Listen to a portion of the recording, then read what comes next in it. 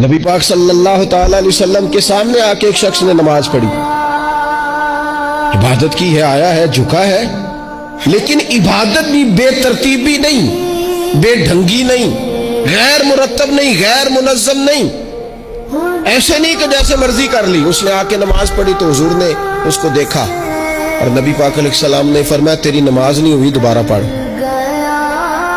اس نے دوبارہ پڑھی۔ یہاں تو لوگ ناراض ہو جاتے ہیں۔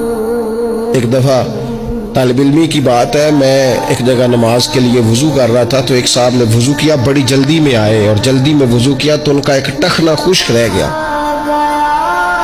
تو میں نے ان کی خدمت میں بڑی، چونکہ بزرگ تھے، بڑے تھے مجھ سے، میں نے بڑی عرض کی، میں نے کہا وہ آپ کو خیال نہیں رہا، آپ کا ٹخنا خشک ہے۔ وہ کہتے ہیں مولوی وہ لنگن نہ دیا دے، دیکھیں کو لنگ نہ جائے۔ تو سب قبول کرنی کہ اللہ نے۔ میں نے ان سے کہا آپ کیا کام کرتے ہیں؟ کہنے لگا میں کپڑا بیچتا ہوں۔ تو میں نے کہا اگر آپ کا 1000 روپے والا گاز کپڑا ہو تو کوئی شخص کہ کوئی عرض نہیں، چل مہربانی کر 300 کا دے دیتے ہو؟ کہنے لگا نہیں جی ترتیب سے ہی بات چلے گی۔ تو میں نے کہا یہ بھی ذرا ترتیب سے ہی چلے گی، اللہ نے کہا ہے کہ اس طرح کر کے پڑھو تو پھر میں قبول کروں گا۔ تو اگر وہ رستہ ہی آپ نے اختیار نہیں کیا، نبی پاک علیہ السلام کے سامنے اس نے نماز پڑھی، حضور کے سامنے، نبی پاک رحمت للعالمین ہے نا، حضور سے زیادہ کو پیار کرنے والا تو نہیں نا۔ نبی پاک نے تو نہیں فرمایا چل میرے سامنے پڑھی ہے تیری قبول ہی قبول ہے، حضور نے فرمایا تیری نماز نہیں ہوئی، دوبارہ پڑھ۔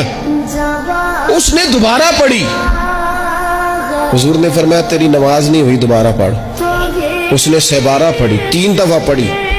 پھر حضور کی بارگاہ میں آیا تو نبی پاک علیہ السلام نے فرمایا جب تو رکوع کرے تو صحیح کر کے رکوع کر، جب تو سجدہ کرے تو صحیح کر کے سجدہ کر، اور جب تو قیام میں کھڑا ہو تو ایک منظم طریقے سے کھڑا ہو۔ فرمایا اس اعتدال، اس نظم و ضبط سے، اس ترتیب سے نماز پڑھ، امید ہے خدا کے فضل پر کہ وہ تیری عبادت کو قبول فرمائے گا۔ نظم و ضبط ہی نہیں ہے۔